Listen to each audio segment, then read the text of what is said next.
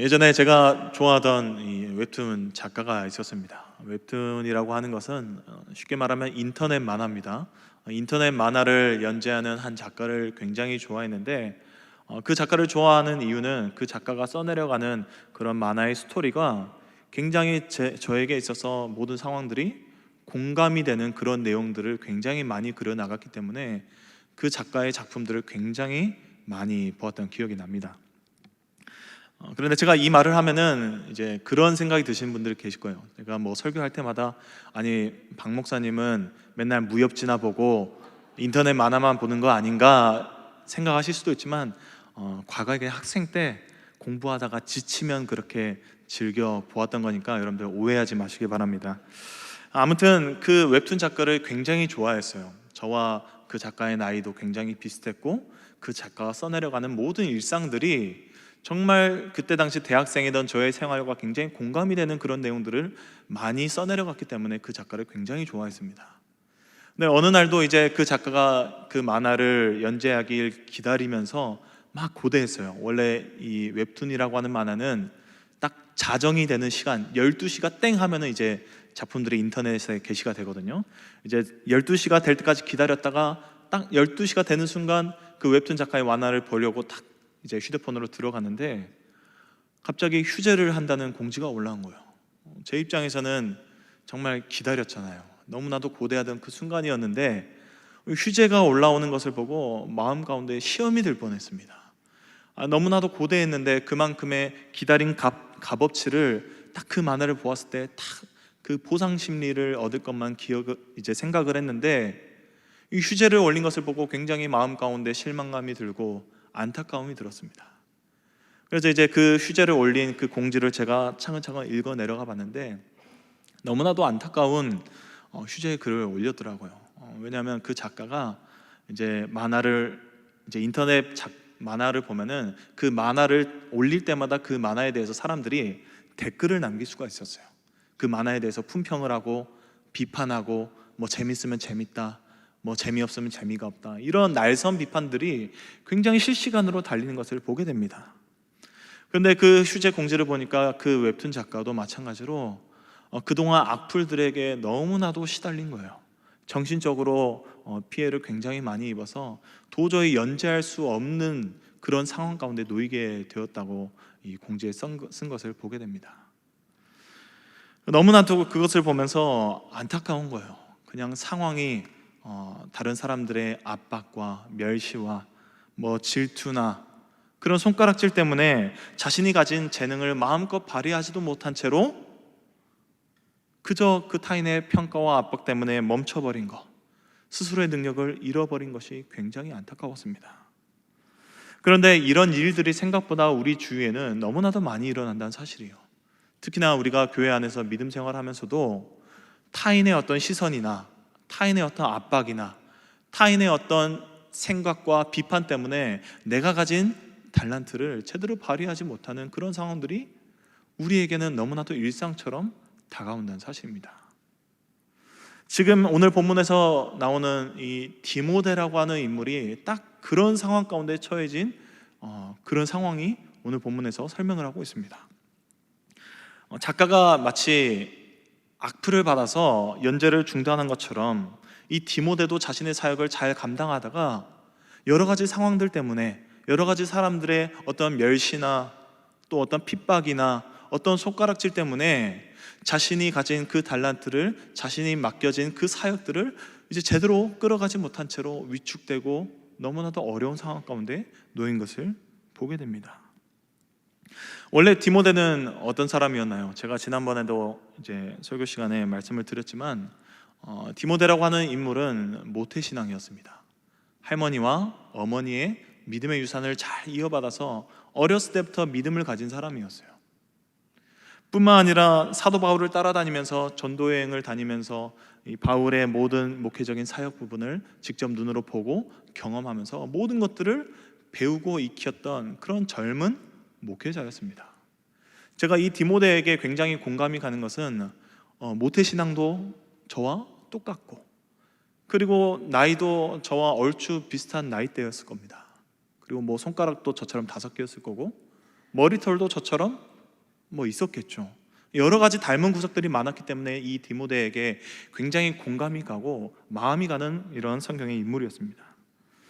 그런데 이제 디모데의 이런 상황이 쉽지만은 않았습니다. 젊은 목회자인 만큼 굉장히 힘있게 치고 나갈 것 같고 굉장히 열심히 할 수 있을 것 같고 모든 것들을 정말 젊은 그 에너지로 불태울 것만 같았던 그 디모데의 목회 사역 현장 가운데 어려움에 처하게 된 거예요.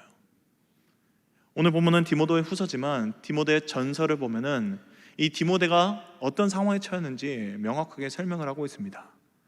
자신이 가진 이 나이, 젊다는 이유로 너무나도 힘든 상황 가운데 놓이게 되었고, 또 자신에게 맡겨진 목회 현장 가운데, 특히나 에베소 교회 가운데 많은 거짓 교사들로 인하여서 자신의 어떤 신학적인 부분에 있어서도 부딪히는 일들이 굉장히 많이 있었고 고난을 받는 일들이 너무나도 많이 닥치게 된 것입니다. 어떻게 보면 정말 출중한 능력을 가지고 있음에도 불구하고, 하나님이 주신 달란트가 있음에도 불구하고 외부적인 압박이나 상황들로 인하여서 자신이 가진 그 달란트를 제대로 발휘하지 못하는 너무나도 안타까운 현실에 처한 것을 보게 됩니다. 원래 이 디모데는 이 목회적인 어떤 은사에 대해서 처음부터 선천적으로 가지고 있는 것은 아니었습니다. 디모데전서 4장 14절을 보면은 내 속에 있는 은사 곧 장로의 회에서 안수받을 때에 예언을 통하여 받은 것을 가볍게 여기지 말라라고 사도 바울이 말하고 있습니다. 무슨 말이냐면 디모데가 이 장로회를 통해서 정식으로 이제 목회자의 어떤 안수를 받았을 때 그때 하나님께서 은사를 주신 겁니다. 후천적으로 받은 거죠. 하나님께서 이제 디모데가 목회적인 부분에서 필요한 능력과 어떤 해결해 나가는 능력들을 안수를 받은 이후로 후천적으로 허락해 주신 거예요. 여러분들 여기서 이제 이 은사라고 하는 단어가 헬라어로 어떤 단어인지 혹시 아신가요? 카리스마라고 하는 단어입니다. 카리스마. 너무나도 익숙한 단어죠. 영어 단어로는 이 카리스마라고 하는 단어가 원래 다른 사람들을 매료시키다, 뭐 영향을 끼치는 능력이다라고 하는 단어인데 헬라의 원어 뜻을 보면 우리가 카리스 워십처럼 카리스가 은혜라는 뜻이잖아요. 은혜의 선물이라고 하는 뜻입니다. 이 은사가 하나님이 은혜로 주신 선물이라는 거예요. 여러분들 선물 받아보셨나요? 혹시 안 받아보신 분 계시면 정말 죄송합니다만 선물을 아마 거의 대부분 분들은 다 받아보셨을 겁니다. 여러분들이 이 선물을 받았을 때 정말 필요한 것을 선물로 받았을 때랑 필요하지 않은 것을 선물로 받았을 때 여러분들 기분이 어떠신가요? 차이가 분명히 있습니다. 내가 정말 필요로 하지 않는 것을 받았을 때 물론 기쁘고 감사하죠. 그러나 나에게 정말 필요로 했던 것을 하나님이 아니라 우리가 선물로 받았을 때 그 내 필요한 부분을 채워주었다는 그 사람의 마음이 어떻게 보면 더 큰 감사로 느껴지게 되잖아요. 그런 것처럼 하나님의 은사는 우리 각자의 부족함을 아시고 우리의 필요를 따라서 은혜로 채워주시는 하나님의 선물이라는 겁니다. 여러분들의 개개인의 자리에 세워질 어떤 직분도 우리가 필요한 능력들이 다 다르잖아요. 뭐 예를 들어서 저 같은 경우는 목사로서 세워졌기 때문에 목회 활동에 필요한 능력들이 다 다릅니다. 목양하는 부분도 필요하고 말씀을 전하는 능력도 필요하고 때로는 기도의 능력도 필요합니다. 뿐만 아니라 우리 장로님들도 장로로서 필요한 능력들도 다 달라요. 권사님들도 권사님들에게 필요한 능력들이 다 다르고 신무집사님이나 다른 모든 성도님들도 각자의 직분에 따라서 필요한 능력들이 다 다릅니다. 이 직분뿐만 아니라 우리가 교회에 속하는 모든 부서들도 마찬가지고 우리가 헌신하는 자리들도 때로는 우리가 구역장으로 세워진 사람은 구역장으로서 필요한 능력들이 다 다를 것이고 교사로서 세워진 사람들은 교사로서 필요한 능력들이 다 다릅니다. 이처럼 어떤 직분이나 우리가 사역하는 어떤 현장의 자리에서 우리의 필요한 능력들이 다 다른데 하나님께서는 이렇게 모두가 개개인이 다른 이 능력들을 우리의 필요를 따라서 다 선물로 채워주신다는 겁니다. 이것이 바로 하나님의 은사라는 거예요. 그렇기 때문에 하나님께서는 우리가 이제 하나님으로부터 세워진 자리잖아요. 직분도 마찬가지고 헌신하는 자리도, 하나님께서는 우리에게 세워주신 이 직분과 헌신하는 자리에 있어서 우리의 능력과 지혜는 필요치 않다는 겁니다. 왜냐하면 그 자리에 필요한 능력이나 어떤 모든 것들은 다 하나님께서 은사로 채워주시기 때문입니다. 그렇기 때문에 우리가 그 자리에 순종하는 우리들에게 있어서 비록 그 능력이 부족할지라도 내 생각으로는 정말 내 능력으로는 그 자리에 설 수 없습니다. 내가 가진 것으로는 그 교회의 직분과 헌신하는 자리에는 저랑은 맞지 않아요. 이렇게 생각하는 분들도 굉장히 많이 있을 겁니다. 그러나 우리가 돌이켜 생각해 보아야 될 것은 하나님께서 직분의 자리에, 교회에 헌신하는 자리에 세워주신 이유는 우리가 그 자리에 세워짐으로써 필요한 능력들을 하나님께서 채워주시고 하나님께서 만들어주시고 하나님이 세워주시기 때문에 우리는 그 부르심에 그저 순종하고 하나님이 채워주실 그 능력을 기대하고 사모하면서 나아가야 된다는 사실입니다. 그러니까 여러분들, 지금 맡겨진 이런 직분과 사역 가운데 내 능력이 조금 부족하더라도 보잘것없다고 낭망하고 걱정하고 거절하는 것보다 하나님이 채워주실 그 은혜를 기대하고 사모하시길 주님의 이름으로 축원합니다. 자, 그런데 우리가 이 맡겨진 직분과 헌신의 자리 가운데 은혜로 감당하잖아요. 은혜로 감당하고 있을 때도 분명히 고난은 찾아옵니다. 고난이 찾아오지 않을 수가 없어요. 고난은 무조건 따라오게 됩니다. 제가 서두에서 말씀드렸다시피 디모데에게도 은혜로 그 직분을 감당하고 있었습니다. 목회자의 직분을 감당하고 있었어요. 그런데 고난 가운데 처하게 됩니다. 오늘 본문 6절을 보시면은 내가 나의 안수함으로 내 속에 있는 하나님의 은사를 다시 불릴 듯 하게 하기 위하여 너로 생각하게 한다고 바울은 말하고 있습니다. 이게 무슨 말인가요? 디모데가 가지고 있는 하나님의 은사가 점점 식어가고 있는 거예요. 하나님께 모든 것들을 의지하면서 하나님 주신 은혜로 감당해야 될, 하나님께서 주신 그 은사로 얼마든지 그 직분을 감당해야 될 디모데가 여러 가지 상황들을 통하여서 하나님 주신 은사가 점점 식어가고 있는 그런 현실에 처하게 됩니다. 아까도 제가 말씀드렸다시피 젊은 나이에 목회를 하는 것에 대한 부담감, 거짓 교사들로 인한 교회를 흔드는 여러 가지 상황들, 어려움들, 압박감들 뿐만 아니라 심지어는 자신의 영적인 아버지라고 부를 수 있는 사도 바울조차도 복음을 전하다가 감옥에 갇힌 그런 모든 상황까지도 자신에게는 너무나도 큰 압박감으로 다가오게 된 것입니다. 그런 그에게 사도 바울은 강하게 권면합니다. 오늘 본문 7절 말씀입니다. 하나님이 우리에게 주신 것은 두려워하는 마음이 아니요 오직 능력과 사랑과 절제하는 마음이다. 여기서 7절 상반절을 보시면 하나님이 누구에게 주셨다고 써 있나요? 디모데 너에게가 아니라 우리에게 주셨다고 말하고 있습니다. 우리에게. 디모데 너를 향한 것을 넘어서 너와 나 그리고 믿는 우리 모든 자들에게 하나님이 주시는 마음이라는 거예요. 이 세 가지 마음이. 이 세 가지 마음은 모두 다 두려워하는 마음과 정반대되는 말입니다. 능력의 마음, 사랑의 마음, 절제의 마음.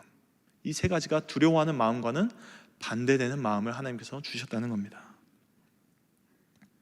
우리의 신앙생활 가운데, 사역 가운데 두려워하는 것에 대해 반대되는 굉장히 중요하고 필요한 마음을 하나님께서 이미 주셨다고 분명하게 사도 바울은 말하고 있습니다. 우리가 이 세 가지의 마음에 대해서 우리가 함께 살펴보려고 합니다. 첫 번째로는 능력의 마음을 주셨다고 하죠. 능력. NIV 영어 성경을 보면은 이 능력을 파워라고 말하고 있습니다. 파워. 우리가 잘 아는 단어죠. 기본적으로 파워라고 하면 힘을 말합니다. 힘. 이 힘은 하나님이 주시는 이런 사명을 감당할 수 있도록 주시는 담대함을 말합니다. 우리에게 주시는 그 사명을 감당할 수 있는 담대함. 과거 이스라엘에게 이 가나안 정복이라고 하는 하나님이 주신 사명이 있었잖아요. 이제 모세의 뒤를 이어서 여호수아가 그 뒤를 이어서 가나안 정복이라고 하는 사명을 이어받게 됩니다. 모세는 사실 모든 이스라엘을 인정한 지도자였잖아요. 하나님이 직접 세우셨고 그 세우신 지도자의 자리에서 필요한 능력도 채워주셨고 뿐만 아니라 애굽의 10가지 재앙을 통하여서 이스라엘 백성들을 출애굽시키는 그런 어떤 큰 업적을 이룬 이스라엘의 굉장히 인정받는 그런 지도자가 바로 모세였습니다. 그러다 보니까 여호수아가 받게 될 그 지도자의 직분은 얼마나 부담스러웠겠어요. 모세는 그렇게 능력이 출중했는데 본인은 그보다 못한다고 생각이 들어버리는 거예요. 모세의 뒤를 잇는 것도 부담이 되는데 여전히 남아있는 그 가나안 정복이라고 하는 사명조차도 압박감으로 다가오게 됩니다. 그때 하나님께서 여호수아에게 이렇게 말씀하십니다. 여호수아서 1장 9절 말씀에 내가 내게 명령한 것이 아니냐 강하고 담대하라 두려워하지 말고 놀라지도 말라 내가 어디로 가든지 내 하나님 여호와 내가 너와 함께 하느니라. 여호수아의 마음이 강하고 담대할 수 있는 근원이 바로 여호와 하나님이 그와 함께 하신다는 그 하나님의 말씀에서 비롯된 것입니다. 하나님이 함께 하시기 때문에 여호수아가 그 사명을 엄청난 부담감 속에서도 하나님께서 주신 그 말씀을 통하여서 내가 너와 함께하니 너는 강하고 담대할지어다. 그 말씀을 붙들고 하나님께서 주신 사명을 능히 감당할 수 있는 힘을 얻게 된 것입니다. 하나님의 말씀에 힘이 있는 거예요. 마찬가지로 디모데에게 필요한 것도 하나님이 함께 하신다는 그 믿음이었습니다. 디모데가 이제는 바울과 떨어져서 사역을 했잖아요. 홀로 사역을 감당했습니다. 그런데 육체적으로 보면 홀로 모든 것들을 감내하는 것이 아니라 하나님이 그와 함께 하시기 때문에 여전히 영적으로 그와 함께 하시고 그의 마음 가운데 거하시며 말씀으로 힘을 주시는 그 하나님이 그와 함께 하시기 때문에 나이가 어린 것이 문제가 되지 아니하고 거짓 교사들의 공격 또한 두렵지 아니하고 복음이 더 이상 수치가 아닌 자랑이 될 수 있다는 것을 사도 바울은 하나님의 말씀을 통해서 강하게 권면했던 것입니다. 다시 말해서 하나님이 우리와 함께 하신다는 그 믿음의 확신에서 우리에게는 강함이 나오고 담대함이 나옵니다. 그 강함과 담대함은 우리가 고난 가운데서도 주님을 바라보게 하시고 그 고난 가운데서도 온전히 주님을 의지할 수 있는 그 용기를 허락해 주셔서 주님이 주시는 그 사명을 얼마든지 감당할 수 있는 힘을, 파워를 주신다는 겁니다. 이것이 바로 하나님은 우리에게 주신 능력의 마음이라는 겁니다. 두 번째로는 사랑의 마음을 주셨다고 하죠. 사랑의 마음. 바울은 왜 디모데에게 사랑의 마음을 주셨다고 말했을까요? 그가 사랑받는다는 것을 몰랐기 때문에 그렇게 말했을까요? 사역 가운데 정말 지치고 고되고 힘들어하는 디모데를 향하여서 여전히 그가 하나님께 사랑받고 있음을 알려준 겁니다. 다시 한번 하나님을 돌아볼 수 있도록 여전히 그가 하나님께 사랑받음을 다시 한번 보고 느낄 수 있도록 사랑하는 자신의 영적인 아들 디모데에게 알려주고 있었던 겁니다. 우리가 신앙생활을 하다 보면은 사랑이 점점 메말라가는 것을 느낄 때가 있죠. 어쩔 때 그렇게 느낀가요? 저 같은 경우는 옛날에 이제 청년 때 교육부서를 사역을 하면서 처음에는 하나님이 주신 그 충만한 은혜와 사랑이 넘쳐요. 막 갑자기 불리듯이 마음 가운데 은혜가 넘치잖아요. 그 넘치는 은혜를 정말 주체할 수 없어서 제가 막 봉사하고 섬기고 싶어하는 그 부서에 지원을 했습니다. 마음 가운데 사랑이 넘쳤어요. 하나님의 사랑이 넘쳤어요. 그런데 이 충만한 하나님의 사랑과 은혜를 가지고 이제 사역을 시작을 했습니다. 섬겼어요. 교사로서. 1주일, 2주일, 한 달, 3달, 1년, 2년, 4년, 5년까지 굉장히 긴 시간 동안 교육부서의 교사로서 섬기면서 하나님이 채워주신 그 사랑을 다 소진했다고 생각을 해버린 거예요. 다 베풀었다고 생각이 들어버린 겁니다. 딱 5년 차 되었을 때 어떠겠어요? 내 마음 가운데 공허함이 찾아왔습니다. 내가 하나님께서 채워주신 그 은혜가 너무나도 충만했는데 이제는 모든 것들을 다 소비했어. 다 털어냈어. 이제는 나도 다시 사랑이 필요해. 이런 마음이 찾아오면서 교사로서의 그 자리를 더 이상 감당할 수가 없는 거예요. 영적으로 너무나도 지치고 힘들어서. 그러다 보니까 제가 이제 내가 받은 이 하나님의 사랑이 이제는 다 했으니까 하나님이 다시 나에게 이 마음을 채워주실 때까지 내가 교사의 직분을 내려놓고 좀 쉬어야 되겠다, 이 생각이 들어서 교사의 직분을 내려놨습니다. 착각을 한 거예요.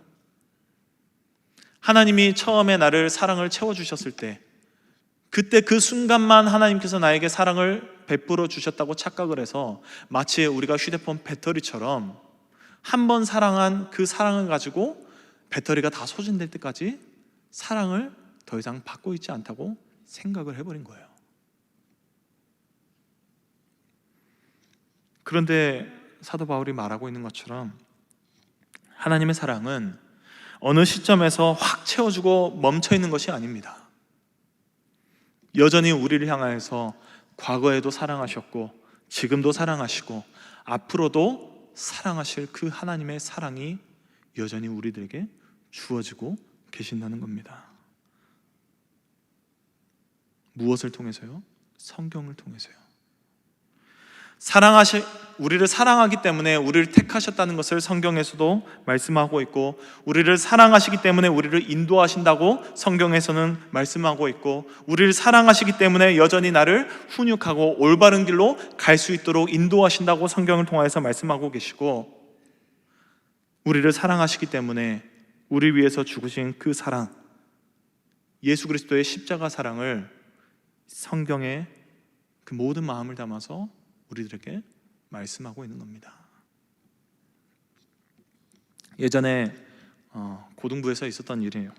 누구라고 말은 안 하겠지만 어느 한 친구가 표정이 굉장히 좋아 보이는 거예요.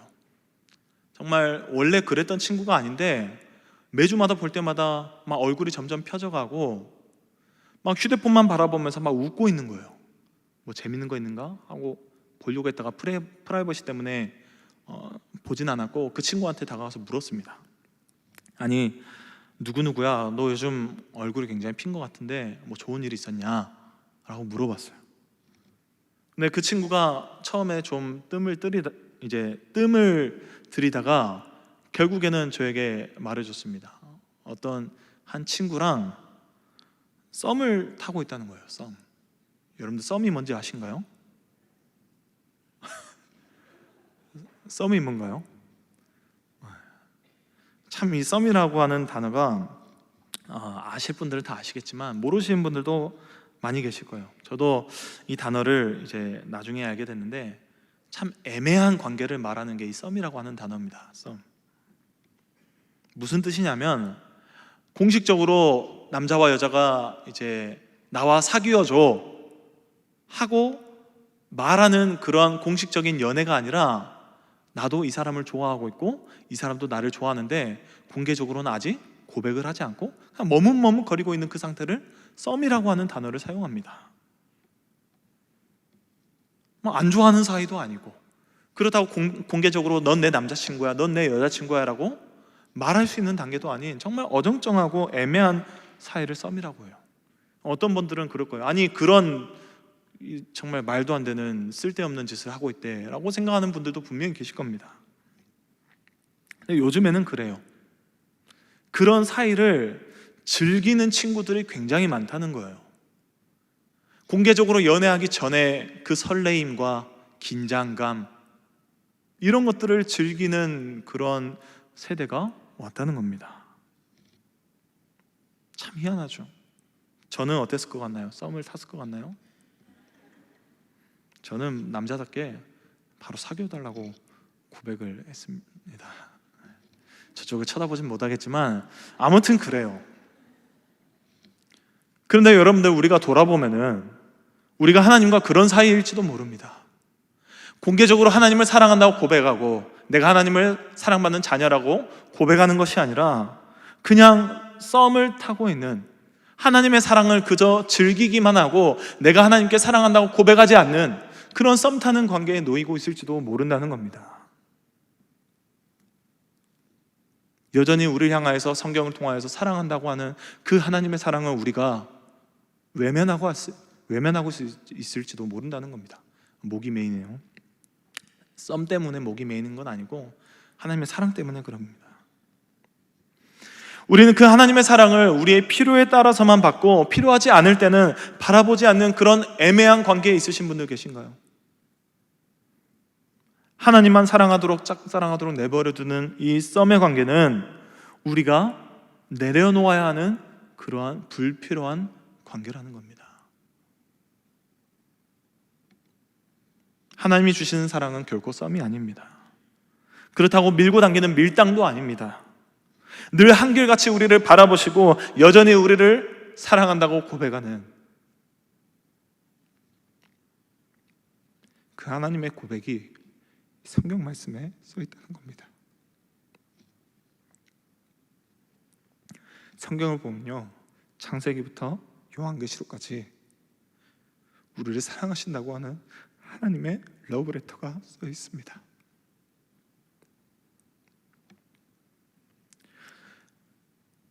특별히 여러분들에게 권면하고 싶은 것은 말씀을 통해 사랑한다고 고백하는 하나님의 이 사랑의 고백을 외면하지 마시길 바랍니다.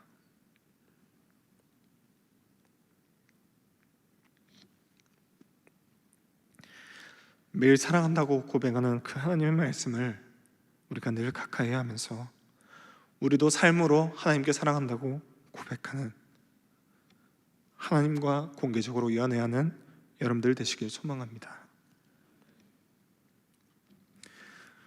이렇게 주님이 주시는 이런 사랑의 마음은 우리가 두려움을 이길 수 있는 힘을 주십니다. 바울은 이것을 잘 알았기 때문에 하나님이 매 순간 베풀어 주시는 그 사랑의 마음을 디모데가 깨닫기를 원했습니다. 그리고 그 사랑으로 디모데의 사역의 현장 가운데 얼마든지 그에게 맡겨진 성도들을 품고 용서하고 기다릴 수 있는 그런 목회자가 되길 원하는 그런 마음으로 목회 서신을 쓰게 된 것입니다. 그런 것처럼 하나님의 사랑은 늘 이렇게 한결같이 우리를 바라보고 아낌없이 베풀어 주고 있습니다. 한 번만 사랑하고 끝이 나는 것이 아니라, 한 번만 그 사랑으로 내 모든 것들이 채워지고 더 이상 하나님의 사랑이 필요하지 않는 것이 아니라, 매 순간 우리들은 하나님의 사랑이 필요하고 그 하나님의 사랑을 바라보아야 되고 그 하나님의 사랑을 의지해서 우리의 모든 사역과 우리에게 맡겨진 직분을 감당해야 된다는 사실입니다. 그렇기 때문에 여러분들 이 말씀, 생명의 말씀, 사랑의 말씀을 꼭 붙잡으시길 주님의 이름으로 축원합니다. 마지막 세 번째 이 마음은 절제의 마음입니다. 절제의 마음. 하나님이 이 절제하는 마음을 주신 것은 단순히 어떤 우리의 인간적인 자제력만을 말하는 것이 아닙니다. 절제는 우리가 어떤 상황에 끌려다니지 아니하도록 하나님의 뜻에 따라서 믿음으로 반응하고 믿음으로 제어할 수 있는 힘이 바로 절제입니다. 우리가 새벽에 이 창세기의 말씀을 이제 본문으로 보고 있잖아요.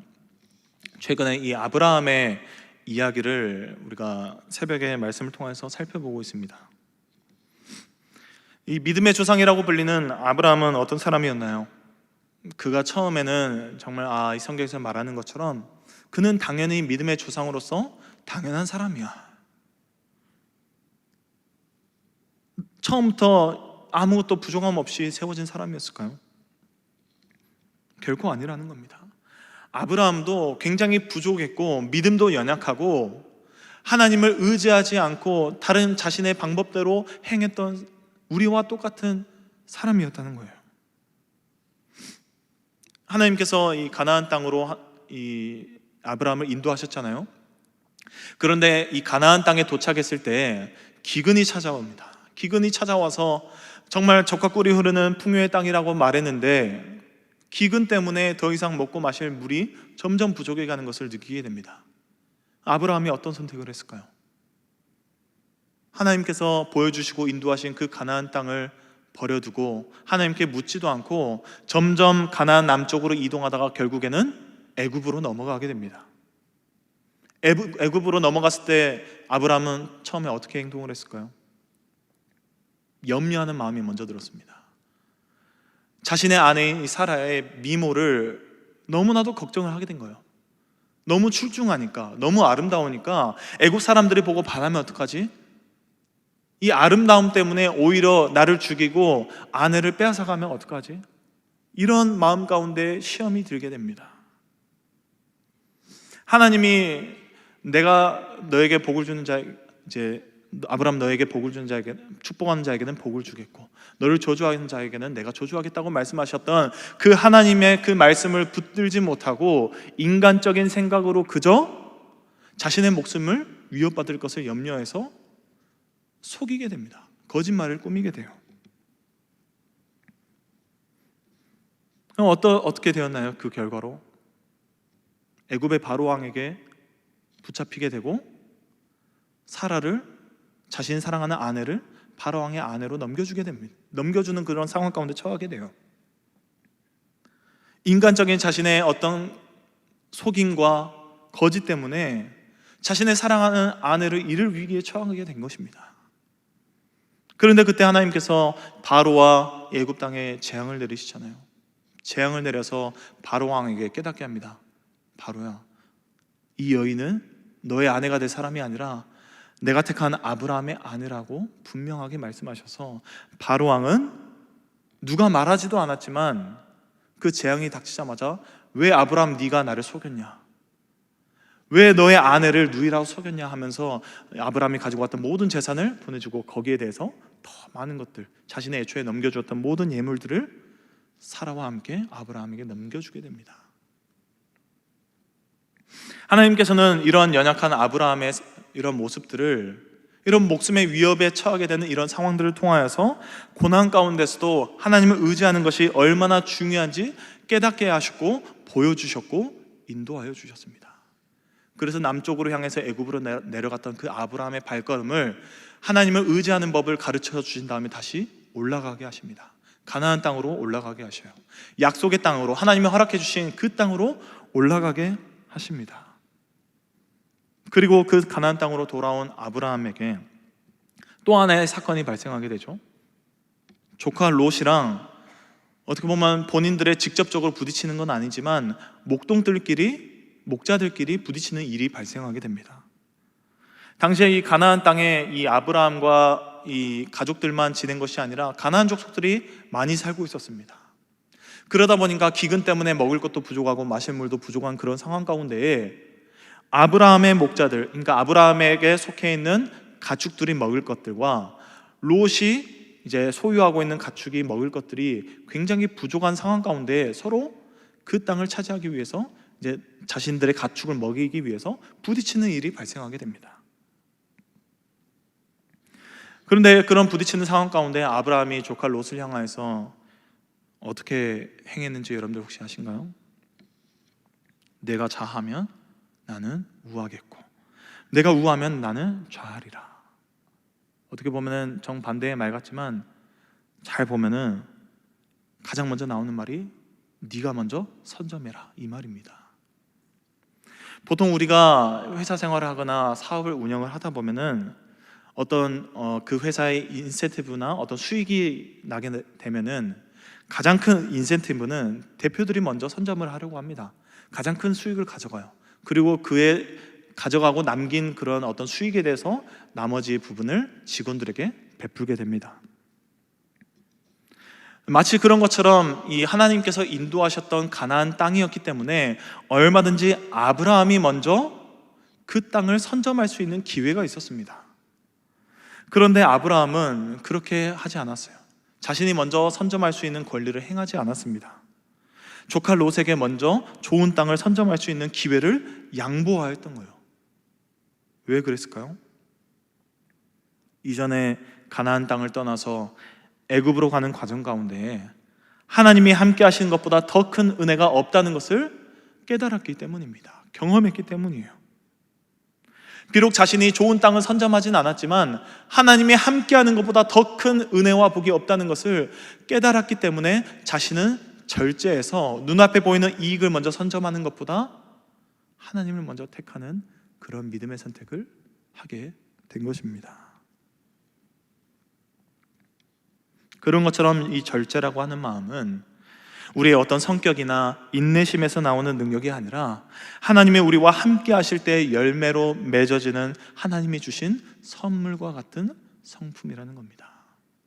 절제를 통해서 우리가 하나님께서 인도하시는 그 선한 길에서 벗어나지 않을 수 있고, 절제를 통하여서 눈앞에 보이는 이익에 넘어지는 것이 아니라 하나님이 함께하는 것이 나에게 더 큰 은혜이자 복이라는 것을 얼마든지 마음껏 누릴 수 있는 그 마음이 바로 절제의 마음이라는 겁니다. 고린도전서 9장 25절에서도 사도 바울이 이렇게 말했습니다. 이기기를 다투는 자마다 모든 일에 절제하나니 그들은 썩을 승리자의 관을 얻고자 하되 우리는 썩지 아니할 것을 얻고자 하노라. 세상 사람들은 곧 썩어 없어질 승리자의 면류관을 얻으려고 합니다. 죽으면은 아무런 소용이 없어지는 그런 세상적인 눈앞에 보이는 이익을 얻으려고 합니다. 하지만 믿는 우리들은 이런 세상에 썩어 없어질 면류관이 아니라 썩지 아니할 영광의 면류관을 얻을 수 있는데, 그러기 위해서는 우리에게 필요한 것이 바로 모든 일에 절제하는 능력이라는 겁니다. 그리고 이 능력은 내 능력이 아니라 하나님이 주신 선물이라는 겁니다. 카리스마, 하나님이 은혜로 주신 선물이라는 거예요. 마찬가지로 디모데도 이런 목회 활동 가운데 수많은 상황들 때문에 때로는 굉장히 화가 나고 자신의 감정을 컨트롤하지 못하고 낭망하는 시간을 경험했을 겁니다. 그렇기 때문에 오히려 하나님께서는 이 절제의 마음을 주셔서 인간적인 감정과 욕망을 하나님의 뜻 아래에 두도록 인도되었고, 결국엔 디모데의 모든 사역도 하나님 인도하신 대로 잘 순종해서 따라갈 수 있게 됩니다. 이 절제에 대해서는 갈라디아서 5장 22절과 23절을 보시면 나옵니다. 성령의 열매죠. 9가지의 열매. 성령의 열매는 사랑과 희락과 화평과 오래 참음과 자비와 양선과 충성과 그리고 온유와 절제라고 말하고 있습니다. 23절에 보면은 온유와 절제가 함께 나오죠. 함께 연장선에 두고 있습니다. 절제하는 마음에 온유가 따라오기 때문입니다. 예수님께서는 우리가 얼마든지 세상을 하나님께서 심판할 수 있는 권세를 가지고 있었잖아요. 하나님이시기 때문에 우리를 심판할 수 있는 권세를 가지고 있었습니다. 하나님의 그 높고 크신 능력을 가지신 분이시기도 했지만 이 땅에 어떻게 오셨나요? 가장 낮은 자의 모습으로 오셨습니다. 죄인과 함께 하셨고 병든 자를 치유하셨고 연약한 자를 만나 주셨습니다. 우리와 같은 인간적인 모습으로 찾아와서 모든 것들을 함께 경험하게 하셨습니다. 무슨 말인가요? 온유는 약함이 아니라 사랑 안에서 절제된 강함이라는 말입니다.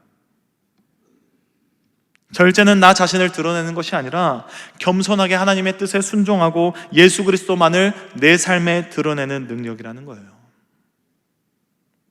이것이 바로 하나님이 우리에게 주신 선물입니다.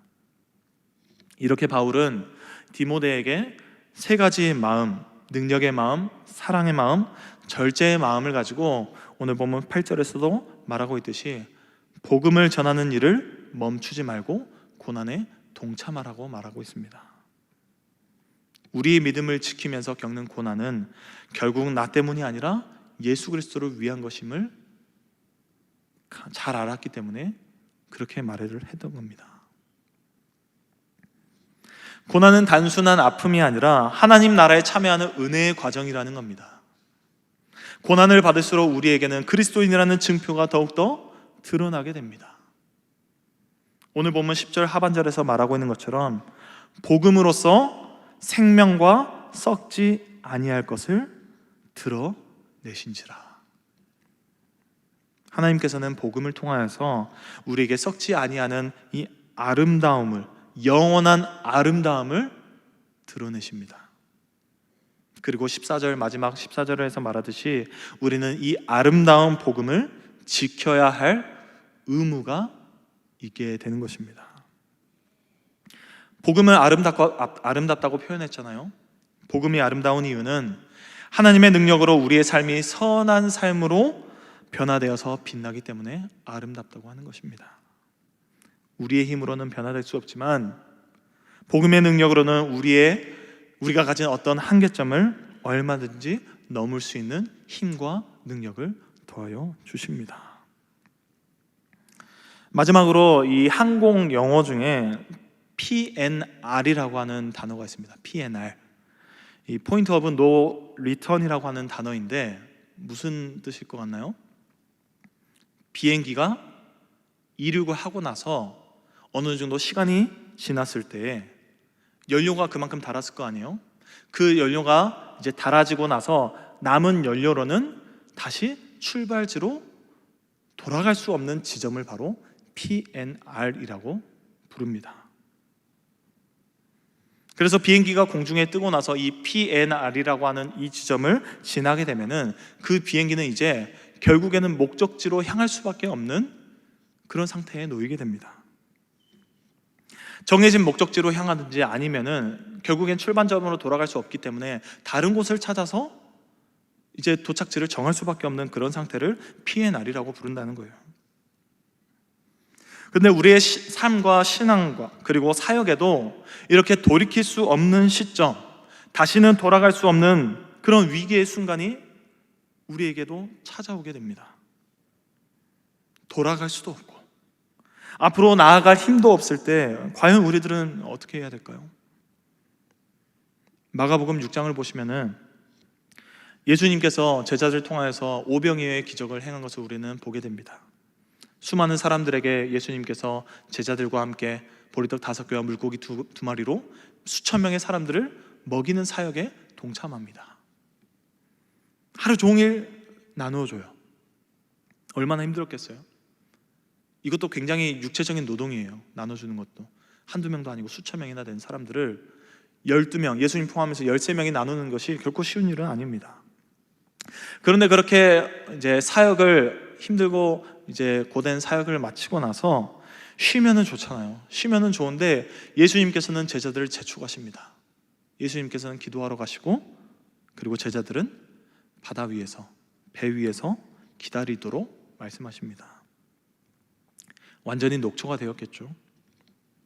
게다가 마가복음 6장에 보시면은 거센 바람까지도 불어가지고 더 이상 노를 젓는 것도 힘든 그런 상황 가운데 놓이게 됩니다. 돌아가지도 못하고 앞으로 나아가지도 못하는 그런 상태.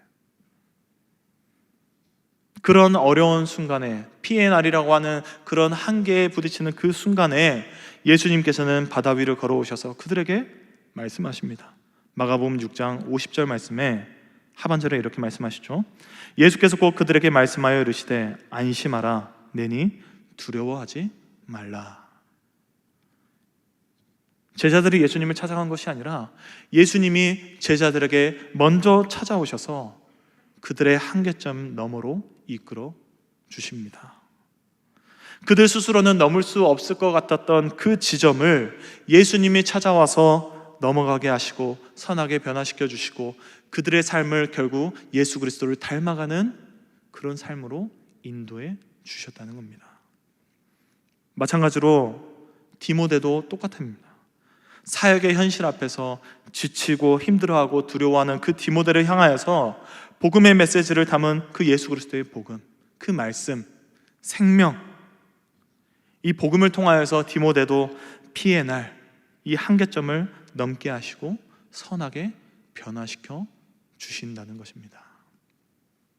그런 것처럼 우리의 모든 신앙생활 가운데서도 우리에게 맡겨진 어떤 직분이나 사역 가운데에 정말 지치고 고될 때, 정말 힘들어서 포기하고 싶을 때 복음으로 찾아와서 나를 변화시키시는 그 예수 그리스도를 붙드시길 주님의 이름으로 축원합니다.